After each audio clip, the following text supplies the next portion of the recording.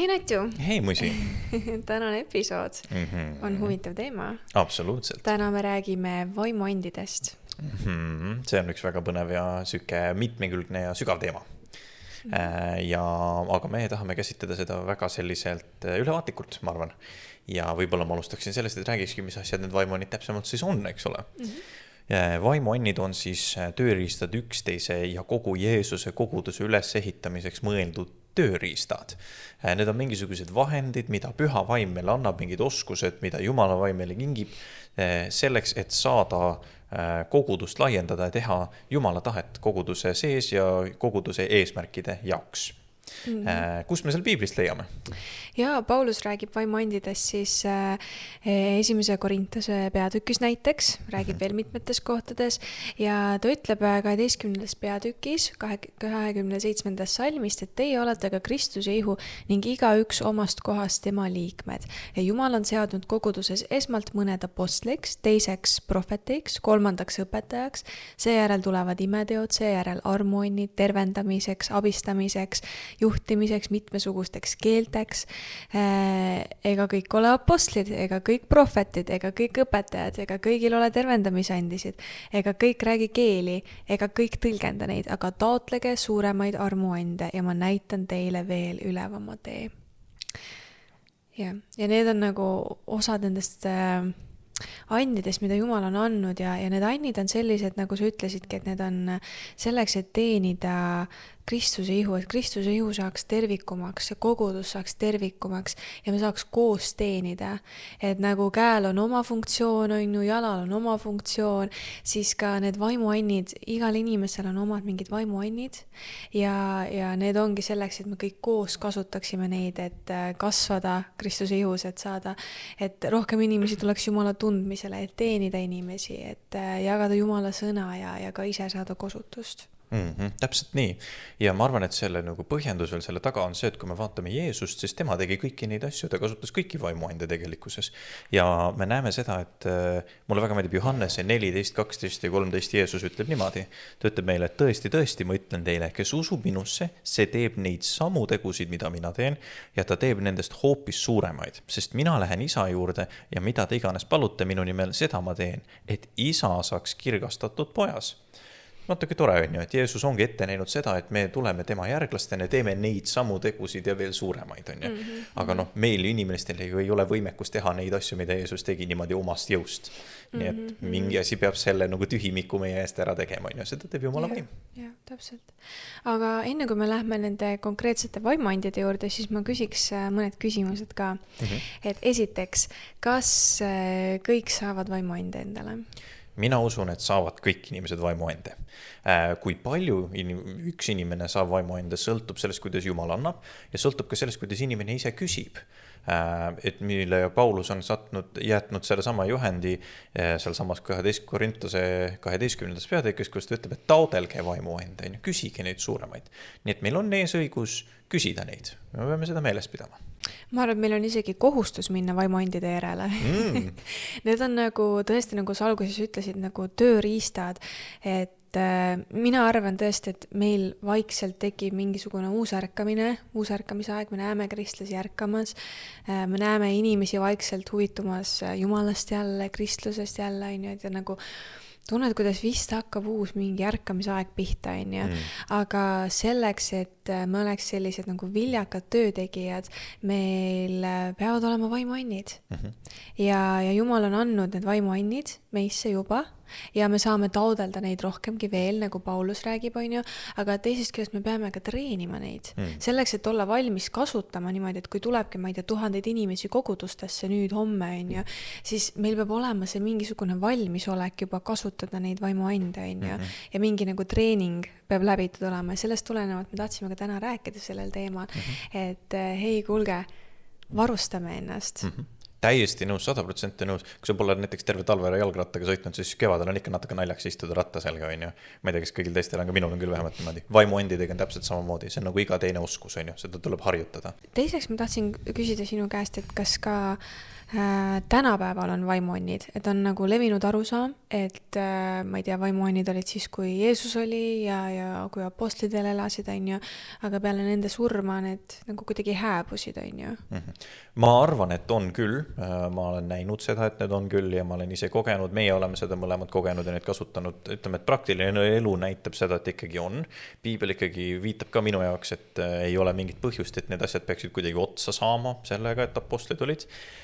On küll argumente teatud andide puhul, et mõned võisid olla ainult mõneks ajaks, aga noh, jällegi, ja kuidas neid tõlgendada, see on ka omaette küsimus, aga ma ei arva, et see nagu kuidagi otsa sai. See lihtsalt ei ole loogiline minu arust ka Jumala perspektiivist. Mis sina arvad? Kindlasti on. Ma tean, et mõned denominatsioonid väidavad siis selle 1. Korintlase 13. peatüki puhul 8. salm, mis ütleb, et olgu prohveti ennustused, need kaovad, olgu keeled, need lakkavad, olgu tunnetus, see lõpeb ära, on ju. Et selle põhjal väidetakse, et et tänapäeval enam ei ole neid vaimuande. Aga sealt natukene edasi ütleb Paulus, et need lakkavad ja lõpevad ära, kui Jeesus tuleb tagasi. Sest siis meil ei ole lihtsalt vaja neid enam, sest Jeesus on ju juba tagasi tulnud. Ja Paulus ütleb ka, et need 3 jäävad 13. salmist usk, lootus ja armastus, sest need jäävad igavesti.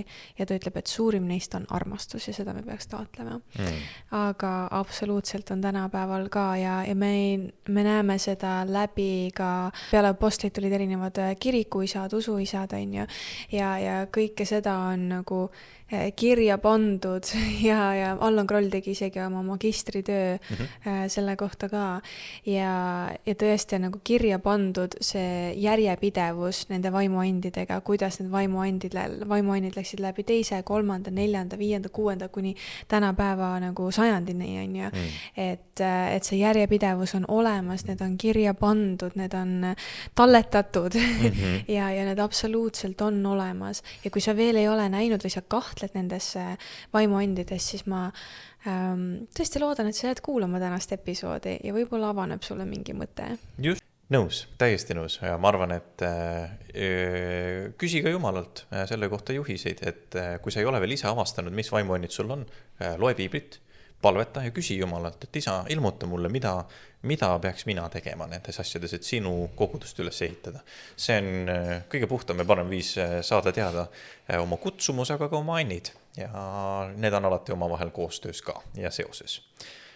Aga liigume andide enda juurde. Mis siis täpsemalt on iga and? Alustaks teeks otsa lahti, räägiks natukene apostli annist, millest meile räägiti, millest Paulus ütles, et on esmalt apostli and, eks ole. Ja see tuleneb 12 jüngrist ehk apostlist, aga ei ole nagu otseselt võrdne nendega, on ju. Et need on tihti inimesed siis, kes käivad ja rajavad kogudusi, julgustavad ja õpetavad kiriku juhte, nad on ülevaatajad ja pastoreid ka samamoodi on ja õpetavad ja juhivad neid, nad jüngerdavad uusi vaimulikke, omavad mitmekülgseid vaimuande vastavalt siis olukorrale vajadusele, täpselt nagu Peetrus, Paulus, Johannes, kõik apostlideks. Toovad usuringkondadesse siukse visiooni ja Jumala kesksuse ka. Et kogudused oma igapäevaelus võivad vahetevahel kalduda ära sellest, mis on nagu oluline, kaotada oma perspektiivi, jääda liiga mingi oma vajadustesse asjadesse kinni. Ja siis on hea, kui tuleb mõni apostli annigi õpetaja, kes ütleb, et hei, tegelikult on ikkagi Jeesus see kõige esimene. Ja siis tuleb jälle meelde, et okei, võt. Ja siis läheb jälle koguduse fookus paika ja see on hästi selline ülesõhutav ja selline rõõmus alati ka olukord. Ja täpselt seda nad teevadki, et nad õhutavad üles, ehitavad ja käivad mitmetes vaimulikes keskkondades. Nüüd apostli anniga ongi see üks sükest vaidlustavaid, et öeldakse, et seda enam ei ole olemas, sellepärast, et see oligi need esialgsed 12 apostlit. Ja ma ikkagi näen seda, et meil on nagu apostli anniga see koguduse rajajaid ikkagi tänapäeval ka olemas. Vähemalt see on nagu minu arusaam ja arvamus olnud nendest asjadest, et jah, need ei ole nüüd täpselt need samad 12 apostlit, aga see and kui selline, et nad käivad ja rajavad kirikuid, on ikkagi tänapäeval ka olemas. Ja Jumal kuidagigi ilmutab inimestele südamestesse, et sina peaksid minema ja tegema seda, on ju, et ja inimesel endal ju ei ole võimekus sihukest asja teha, nii et minu jaoks see on and. Järgmine and on meil prohvetlus. Prohvetlus on nüüd hoopis tükis teine asi. Ja täpselt.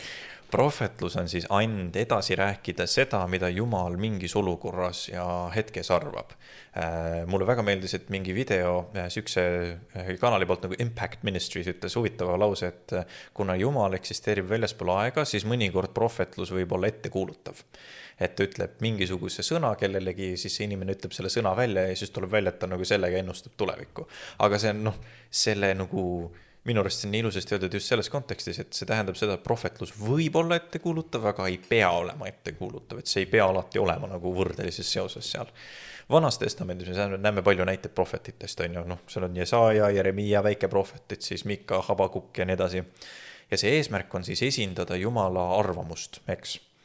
Ja see on alati kooskõlas Jumala sõna ja tema loomusega ja see on hästi oluline, et me peame alati prohvetlikud sõnad läbi katsuma, vaatama, et kas need sõnad päriselt ka vastavad sellele, mida Piibel räägib meile, et milline Jumal on ja mida Jumal tahab nagu edasi öelda, et kas see nagu, mille poole see sõna kaldub, kas Jumal kaldub ka selle poole, eks ole.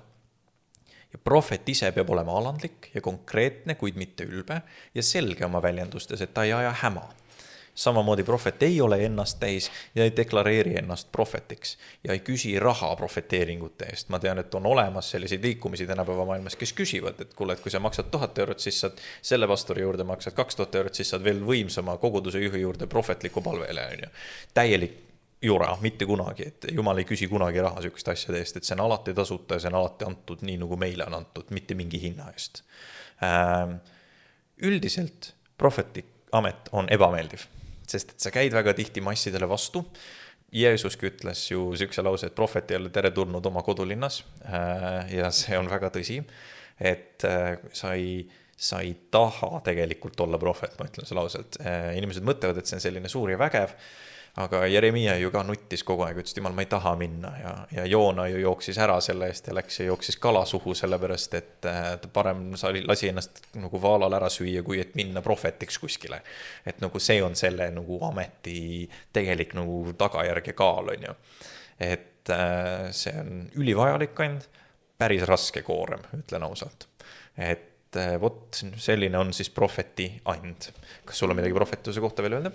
Võib-olla tahan nagu küsimuse siia tuua, et kas igal ühel saab olla prohvetlik and mingis nagu mõttes, et see ei pea ju alati olema see, et sa lähed nüüd suurele massile kuulutama midagi või nagu rääkima midagi, see võib ka olla see, et ma ei tea, sa kirjutad mingi kristliku raamatu ja mis puudutab väga palju inimesi nende elude jaoks või siis läbi palvetad inimese eest ja tuleb mingisugune prohvetlik sõna, et need nagu annid võivad avalduda aga nagu siin, seal ja nagu nii, täpselt nii, nagu Jumal tahab kasutada meid, Jah, täpselt nõus kusjuures. Ja sellega on veel see, keegi ütles väga huvitava lause, ma nüüd ei mäleta kessega, et ütles seda, et prohvetlik and on kõik sõnad, mis viivad inimest Messiale Jeesus Kristusele lähemale.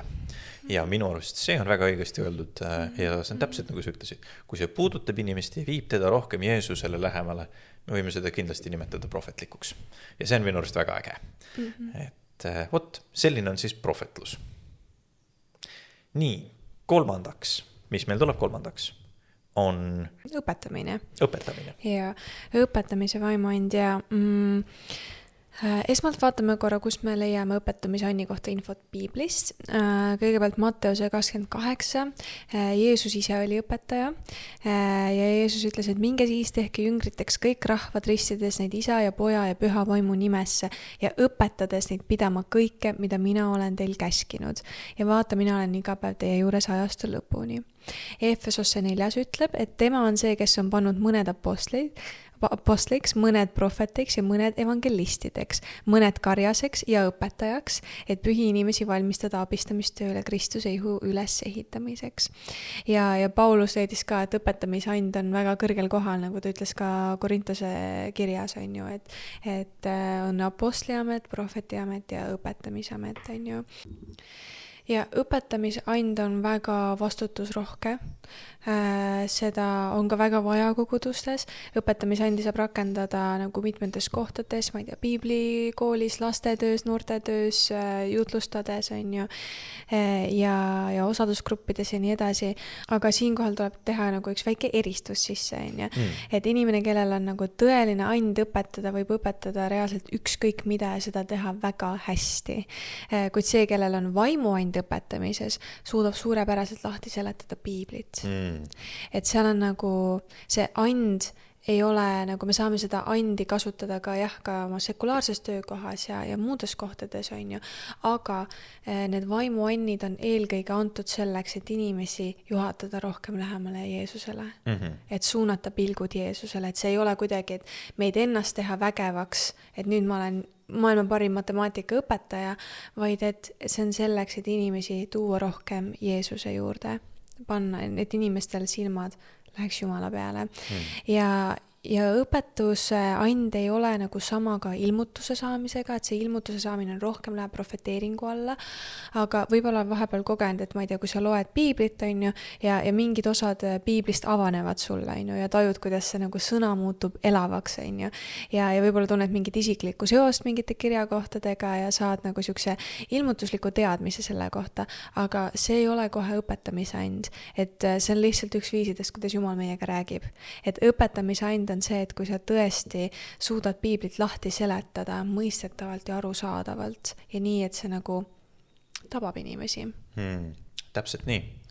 Ja tihti ongi näiteks ülevaatajad ja karjased õpetamise vaimuanniga on ju, et kui 1. Timoteuse 3. peatükk räägib, et milline peaks olema ülevaataja, siis ta toobki teises salmis välja, et ülevaataja peab siis olema laitmatu, ühe naise mees, kaine, mõõdukas, kombekas, külalislahke ja osav õpetamine. Ja õpetamise vaimuanni nagu omajatel on muidugi hästi suur vastutus, kuid me siiski peaks taotlema seda andi. See võib olla hirmutav, aga me siiski peaks taotlema seda, sest et and osata seletada piiblit võib tuua nii palju inimesi Jumala juurde. Et see ongi meie nagu üks, ma ei tea, põhitegevustest, põhifookusest. Et seda me ju kristlastena oleme ka läkitatud tegema. Absoluutselt nõus, jaa, täiesti. Õpetamise and on ülioluline. See võib tegelikult inimese kogu elu fookuse, arusaama ja vundamendi nagu muuta ümber ka. Minul endal on ka, ma pikalt ei räägi, aga mul endal on ka olnud isegi kogemus selline, kus ma ühele inimesele olen piiblit seletanud, ta sai ühtemoodi aru, ma näitasin talle piibli alusel, võtsin ette, ütlesin, et tegelikult see tähendab seda ja ma nägin, kuidas ta maailmapilt nagu muutus ja ta läks oma usus sügavamale Jeesuse juurde tänu sellele. Aga see ongi see nagu eesmärk tegelikult on ju. Ja see on suur eesõigus neid asju teha. Aga nii kenasti sa mainisid ära, et õpetamise and on tegelikult enamasti ju me räägime karjaste kontekstist. Nii et ma võtaks kohe järgmise vaimuannina siin ülevaataja ehk siis karjase anni. Karjase anni eesmärk on siis juhtida koguduse igapäevaelu. Ta vastutab koguduse liikmete ohutuse eest, nii füüsilise ohutuse kui ka õpetusliku ohutuse muide eest. Sest et religioossed dogmad ja ideed võivad viia inimesi väga suurse nagu ohtliku eluviisi juurde. Ja see koguduse juht on see, kes vastutab selle eest, et seda ei juhtuks. Ja äärmustesse kaldumine täpselt samamoodi. Kvalifikatsiooni me juba kuulsime 1. Timoteuse 3. peatükis ja ta õpetab ja jüngerdab uusi vaimulikke täpselt samamoodi. Ja tema on ka samuti mitme anniga, tal on õpetaja amet, ta on ka vahel evangelist, vahel teenija, vahel haldaja, vahel hingehoidja ja nii edasi. Ta tegeleb siis koguduse liikmete vastavalt vajadustega, nii nagu vaja sellel hetkel on ju. Ta julgustab neid, toetab neid, vastab nende praktilistele küsimustele, pastorid me näeme ju aitavad ja toetavad, aga ma ei tea, veavad puid ka, kui vaja on ju. Et see on siuke koguduse juhi roll. Ja vaatab ka, et koguduse liikmete omavahelised suhted oleks puhtad. Muide, see on päris suur probleem ja seda peab alati hoidma silma peal, sest et selline vainulik õhkkond koguduse sees lämmatab ära püha vaimu ligijõulu tegelikult. Nii et peab vaatama, et inimesed saavad omavahel läbi ja see on oluline roll. Ta toob õpetuse kogudusse, kehtestab reeglid ja normid ja annab vaimuliku suuna ja kasvu kogudusele. Ja see on kõik siis ülevaataja ameti kirjelduses sees tegelikult. Ja sellepärast on ka see 1. Timoteuse 3. peatükine ülisüke ränk nõuete list, et kõik see saaks õigesti toimida. Ülevaataja suhtub oma kogudusse nii nagu Jeesus suhtub kogudusse. Temal on see armastav teenimise positsioon, see ei ole kuidagi võimupositsioon, et mina olen nüüd tähtis pastor, kõik ütlevad nii, nagu mina ütlen, on ju, või kõik teevad nii, nagu mina ütlen, ma kehtestan korra, olen mingi diktaator siin. Ei ole, see on teenimise positsioon. Sul on nagu siuke teeniv, armastav süda ja sa teenid neid armsaid nagu Jumala inimesi. Täiesti nõus, 100% nõus ja see on oluline sellepärast, et mõnikord ja muide ma tahan seda öelda, et see armastus ja see teenimise positsioon on ka Jumala poolt antud and. Ma olen kuulnud, enda vanemad on samamoodi öelnud, et mõnikord sa ei jaksa armastada, sa oled lihtsalt nii väsinud seest ja siis sa palud, et Jumal aita mul armastada koguduse liikmeid ja Jumal annab sulle selle võimekuse armastada neid ja see on hästi oluline, nii et pastoritele meenutus, et sinu võimekus ei tulene sinust endast. Ja kui sa tunned, et su karikas on täiesti ääreni täis ja no üldse rohkem ei mahu mitte midagi, siis ära palu, et Jumal annaks sulle vähem, vaid palu, et ta teeks sind nii palju rohkem suuremaks, et see kõik mahuks susse ära. Aamen, see on ambitsioonikas palve, see mulle meeldib. Järgmiseks vaatame siis tervendamise andi. Väga huvitav and. Seda me näeme kõige rohkem Jeesuse pealt, kui ta käis ja Jumala väe läbi tervendas inimesi. Jumala vaimu, see tähendabki siis Jumala vaimu väel tervenemine nii füüsiliselt kui ka vaimsetest haigustest muide. Sest Jumala vaimul on see vägi nagu sekkuda kuskil olukorda ja koheselt muuta inimese seisukord. See on hästi lihtne ainult selle puhul, et see nii puudub võimalus eksimiseks. See kas töötab või see ei tööta, on ju, et sa kas saad terveks või sa ei saa terveks, et seal ei ole mingit sükest nii-öelda suuremat nagu eksimist. Ja siin on oluline element on käte peale panemine, palvetamine, palverätikute kasutamine muide, mis on ka, võib täitsa olla nagu läbi mingi eseme niimoodi, mis on võitud ja õnnistatud, läbi selle on inimesed raporteerinud kogemusi sellest, kuidas nad on Jumala vaimu läbi tervenenud ja õli täpselt samamoodi võib võtta ja tervendada inimesi tegelikult. Ja need on olulised asjad sellepärast, et need on koguduse ja inimeste ülesehitamiseks ja me peame aru saama ja mõistma seda, et Jumala tahe inimeste jaoks on alati, et nad oleksid terved, rõõmsad ja võimekad ja viljakad täpselt samamoodi tegelikult. Nii et kooskõlas selle ootusega, et Jumal armastab inimesi nii palju, et nad seda oleksid, me käime ja paneme inimestele käsi peale ja palume, et Jumal teeks nad terveks. Ja see on ka siuke asi, et see on meeletult alandlik positsioon, sellepärast, et sa pead aru saama, et sina mitte kunagi ei ole see, kes tervendab neid inimesi. On ju. See on Jumala vaim läbi sinu, kes puudutab ja teeb inimesi terveks. Ja selle eesmärk ongi tervendamine, aga ka koguduse ülesehitamine ja usule õhutamine. Kas mitte ei õhuta see usule, kui sa vaatad, et keegi ratastoolis järsku tõuseb püsti ja hakkab kõndima. Vaatad, mõtled küll, milline Jumal teeb selliseid asju. Vastus on, meie Jumal on see, kes teeb selliseid asju. Ja see on siuke suur privileeg olla osa nendest asjadest ja vaadata neid asju. Mis on tervendamise andi kohta, arvad? See on siga äge and. Ja ma ise alles õpin tervendamise andi kohta ja ka keeltes rääkimise kohta tegelikult. Need on need kaks teemat, mida ma nagu hetkel kõige rohkem oma piiblitundidest nagu läbi võtan ja läbi mõtisklen, et kui palju seda praeguses maailmas on, kas tõesti kõik saavad usu läbi terveks, kui sa ainult usud, saad terveks muidugi, või on see nagu piiratud kuidagi ajalises mõõtmes, et kui tekibki mingi ärkamisaeg, et siis seda ongi rohkem, kui seda ärkamisaega niimoodi ei ole, siis kuidagi ei ole nii palju neid tervendamised. Nagu ma alles õpin nagu seda teemat, aga ja ma tahan julgustada inimesi selles mõttes, et kui sul on mingid kahtlused mingite teemade osas, see on okei. Me kristlastena me käimegi läbi selle, et nagu mõni aeg me teame täpselt, kuidas asjad on, siis järsku me saame aru, et oi, me ei saa mitte midagi aru. Ja siis niimoodi me õpimegi, see ongi tavaline õppimisprotsess ja see on okei. Ja ma tahan julgustada ka, et mine küsi Jumala käest, kui sul on mingisugune kahtlus või nagu mure mingi asjaga.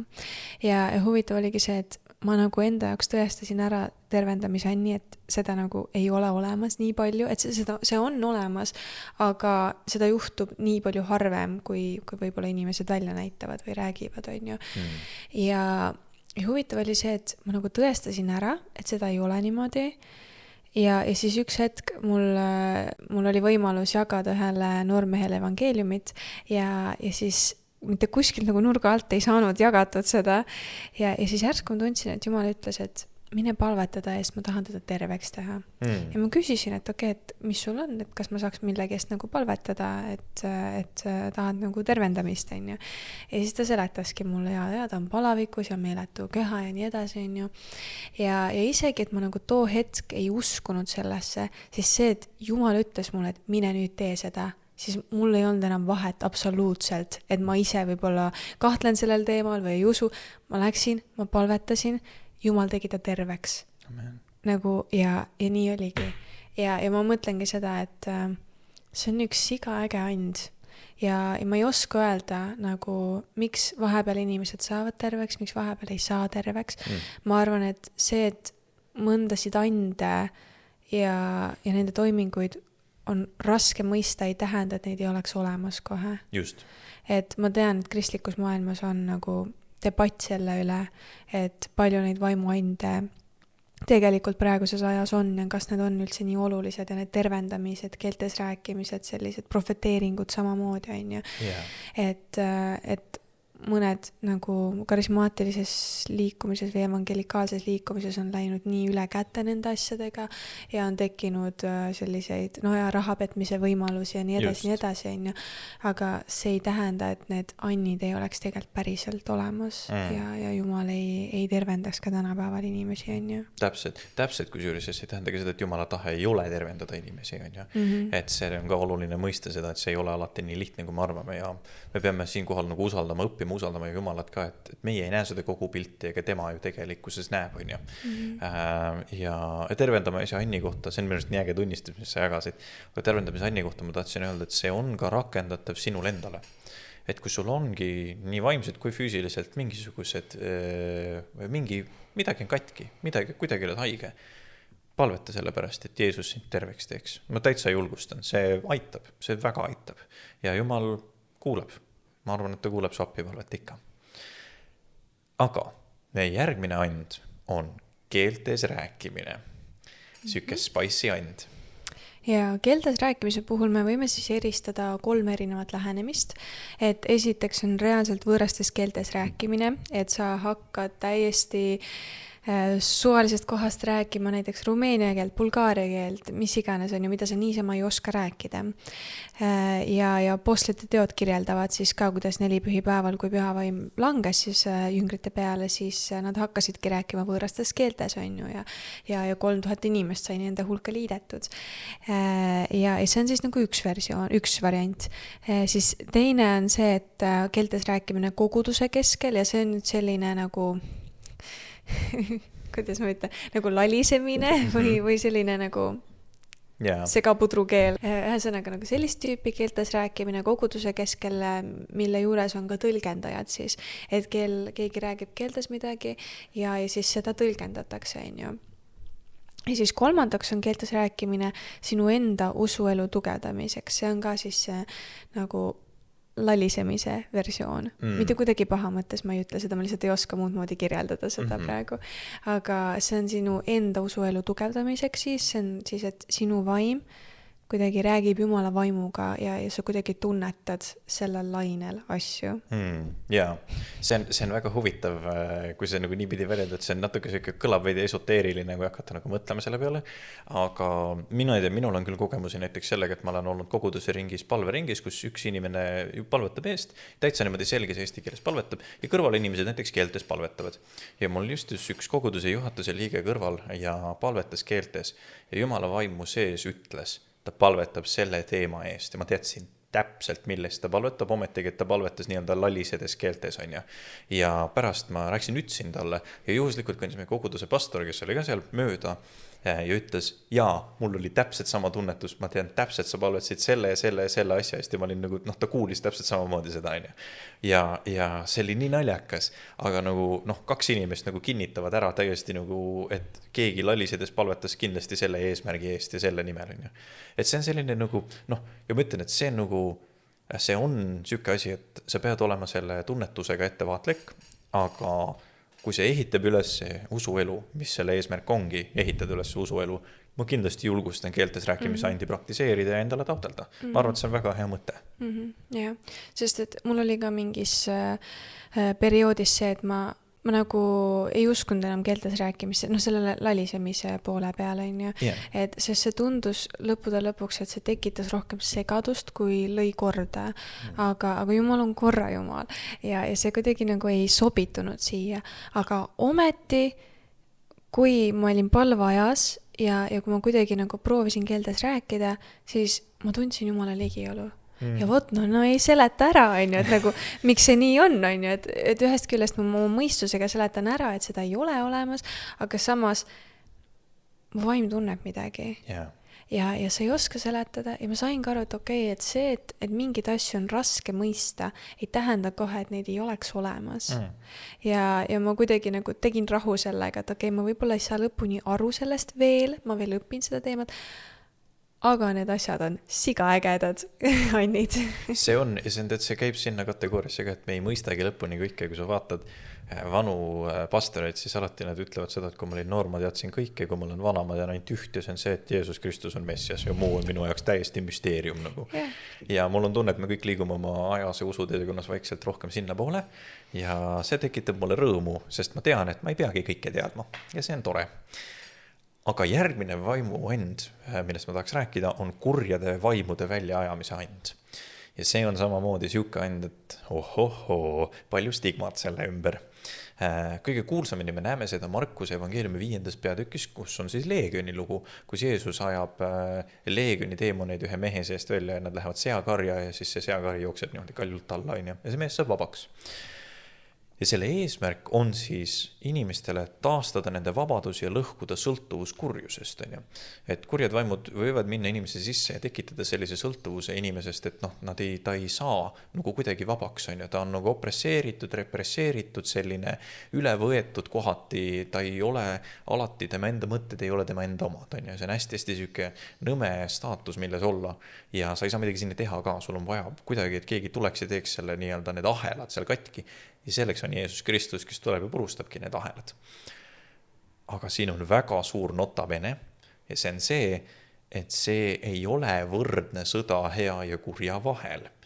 Väga palju ilmalikku proovib portreerida seda, kui sa vaatad mingeid eksorsismi filme või vaatad mingeid sükseid filme või loed mingeid lugusid, siis need võivad tunduda sellised, et Jumalal on mõõk ja siis saatanal on sama suur mõõk ja siis nad omavahel võitavad, et keskel ometi peale jääb.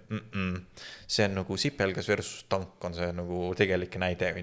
Et me teame, et Jeesus ja Jumal on juba niivõrd palju ülevam ja niivõrd palju võimsam.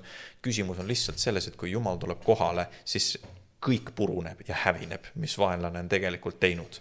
Ja meil ongi lihtsalt vaja paluda, et Jeesus tuleks kohale. See on, katoliiklased nimetavadki siis seda eksorsismi rituaaliks ja neil on omaette teenistus tegelikult sellest välja nagu töötatud. Ja mulle tohutult meeldib see, et nende lähenemine käsitleb seda kui tervendamise anni üks alavorme. Sest nende jaoks on siis see, et inimese vaimne vabadus ja puhtus ongi terve inimene, terve vaim. Mis tähendab seda, et tegelikult eksorsismi eesmärk on lihtsalt inimene paluda terveks, et Jeesus tuleks ja tervendaks teda. Ja kui sa käsitled seda nagu sellise nurga alt, siis on see nagu meeletult lihtne vaadata, et see tegelikult ei olegi midagi sükest mingit suurt kurja ja vahel nagu headuse võitlust. See on see, et me palume, et Jumal tuleks ja teeks inimese terveks ja võtaks mustuse sealt seest ära. Ja nii lihtne see tegelikult ongi, on ju. Ja minu arust see on hästi imeline ja äge and. Aga ma tahan kindlasti toonitada, et see ei asenda inimlikke vajadusi ega normaalset elu. Et see tähendab seda, et me võime ka nende teemonlike asjade nägemisega minna nagu hästi üle käte. Ja siin tuleb aru saada sellest, et normaalne elu on ka normaalne elu ja vahel halbu asju juhtub ka. Ja see on nagu okei, see ei tähenda, et me oleme kohe tagakiusatud või mingi teemon elab meil kukil. See on väga hea mõte, et see on nagu tervendamisteenistus ka tegelikkuses on ju, sest et need nii-öelda need kurjad vaimud saavad kus ju sisse läbi nende uste avamiste ja läbi katkisuse inimestel. On tekkinud mingisugused traumad, mingi andestamatus, mingid probleemid, mis iganes veel on ju. Et see nagu avab ukse sellistele asjadele. Aga ma mõtlen ka, et see kuidagi tundub nagu saatana üks trikkidest hoida inimesed kinni selles nagu ülevaimulikkuses, et sa hakkad ülevaimulikustama kõike enda elus.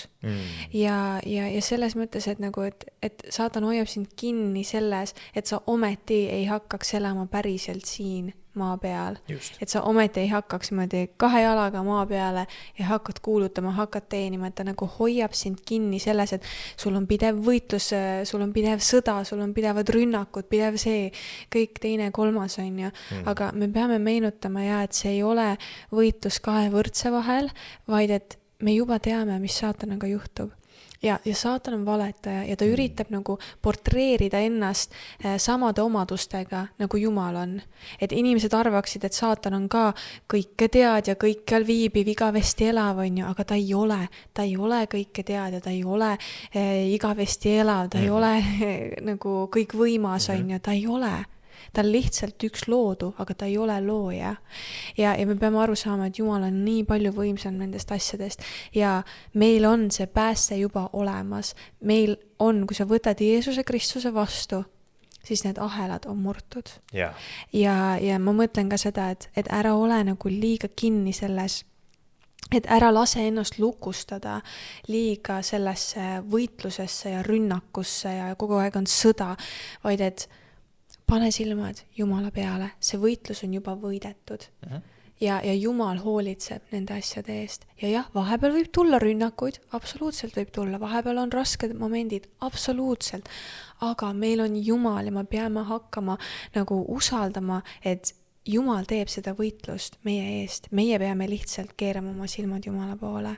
Aga järgmine vaimuand on meil vaimude eristamine, mis on natuke seotud siis ka samamoodi selle võib-olla vaimude väljaajamisega.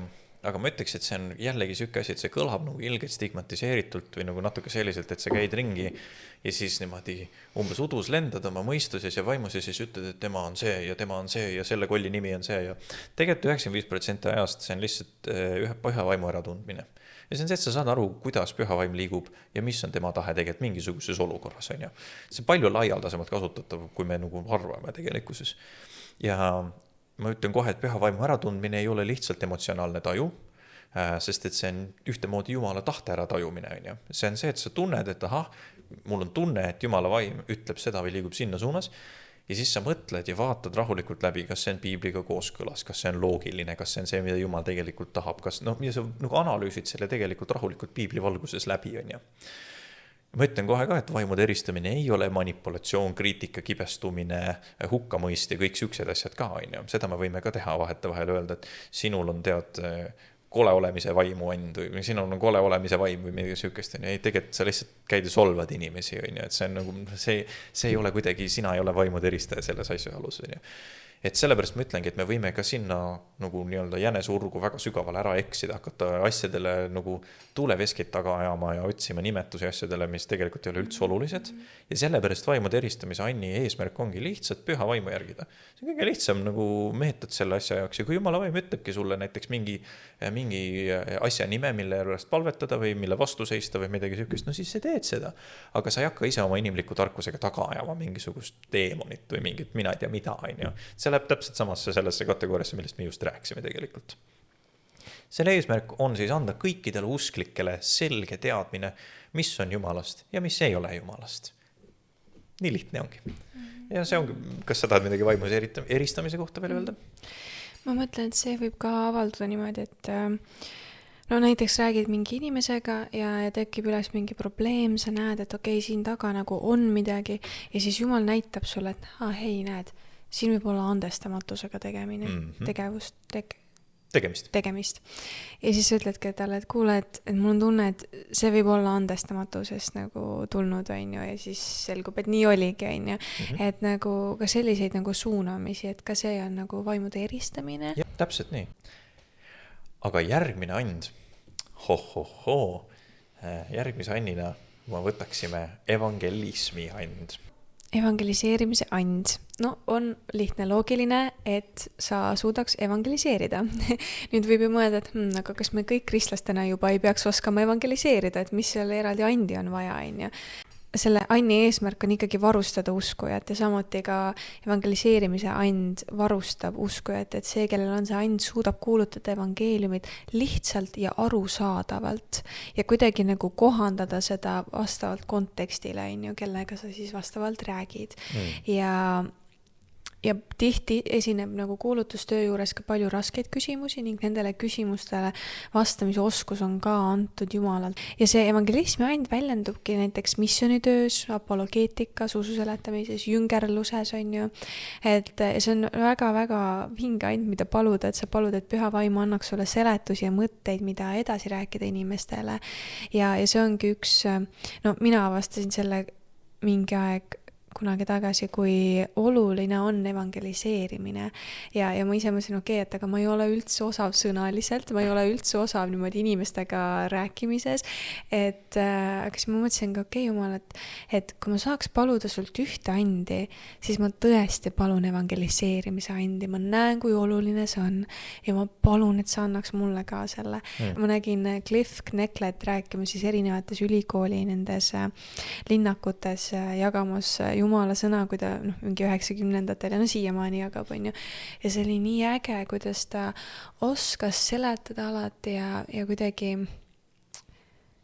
et sa näed, et inimese and on kasutuses ja kuidagi see nii innustas, kui sa näed näiteks Peetrust, on ju, Peetrus ja Siilas vangistati ja nad olid lihtsad inimesed lihtsa jutuga ja ometi nad suutsid kuulutada evangeeliumit ja rääkida nii, nagu nad oleks sellised kõnemehed, on ju. Et inimesed imestasid, kuidas nad oskavad nii hästi rääkida ja või näiteks Peetrus nelipühipäeval jällegi kuulutas evangeeliumit katustelt, on ju. See on hämmastav, kuidas Jumal avab selle anni inimestele, et nad saavad kuulutada evangeeliumit ja ma tõesti, see oli ka üks asi, mida ma palusin, et tõesti, et ma oskaks evangeeliumit kuulutada. Amen. Minu arust see on väga ilus and ja see on ka kohustus meile kõigile tegelikult evangeeliumit kuulutada. Ma arvan, et evangelismi andi me peaks kõik taotlema ja vaatama, kuidas Jumal meid juhib. Sest et tema juhib meid temast rääkimisel ka kõige rohkem, ma arvan. Aga järgmiseks on meil süke and, viimaseks tegelikult on meil süke and nagu teenimise and. Ja teenimise and on siis see, et sul on võimekus ja soov hoolt kanda nendest, kellel ei ole mitte midagi väga tihti. Et need on siis kas kodutud, haiged, orvud, lesknaised. Väga tihti me näeme teenimise anniga hingehoidjaid. Ja see väljendubki siis hingehoidjate, kaplanite ja tänavatöö tegijate ametites tegelikult kõige rohkem. Need on nagu eeldus nendeks ametiteks. Ja selle eesmärk ongi siis hoolitseda nende eest, kellel ei ole midagi, aga ka varustada kogudust laiemalt sellega, ütleme, tarvetega, ruumidega, millega iganes vaja on selleks, et kogudus saaks opereerida nii, nagu vaja on ju.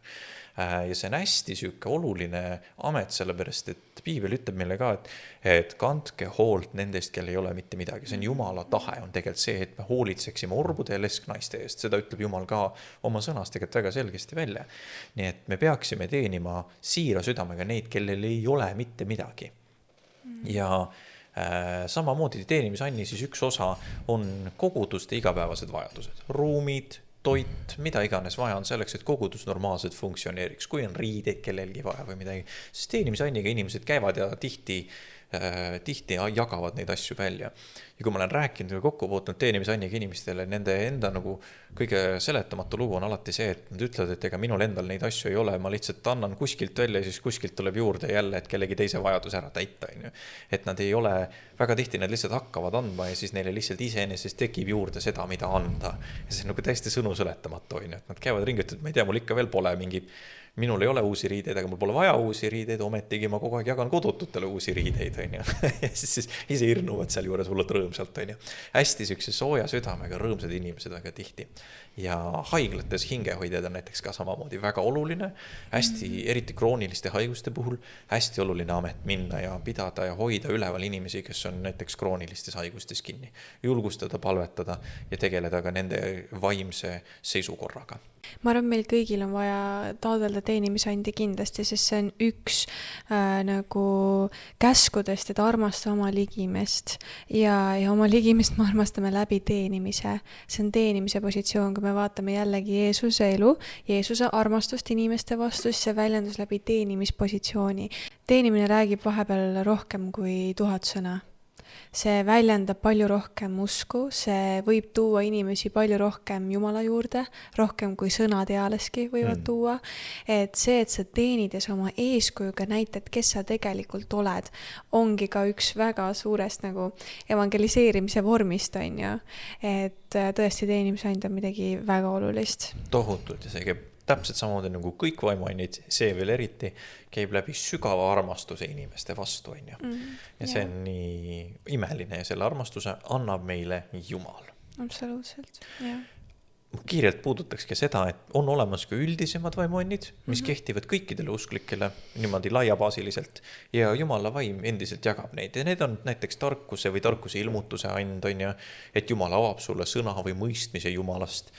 Siis on usu and, andmise and, võidmine, palvetada millegi eest, murda lahti, tervendada, kõik neid asju. Ja siis on meelevald täpselt samamoodi nendeks asjadeks. Need on sellised mitmeti rakendatavad üleloomulikud ressursid, mis aitavad kogudust, usklikke ja teenistusi. Ja need on tegelikult väga normaalne komponent iga uskliku igapäevast elust. Need on asjad, mis käivad lihtsalt meie usu teekonnal meiega kaasas ja ongi normaalne komponent meie kui usklike elust. Nii et taotleme neid ande, neid tavapäraseid ande, neid erilisi ande, neid kõiki ande, no nad on kõik erilised, neid kõiki ande taotleme, püsime oma kursil Jumala suunas, hoiame oma silmad Jeesuse peal ja peame meeles seda ohvrit, eriti täna ülestõusmispühade ajal. Peame meeles seda ohvrit, mille on Jeesus toonud meie eest, et tänu kellele meil on igavene elu Jeesuses Kristuses. Nautige pühad aega ja näeme juba järgmine episood.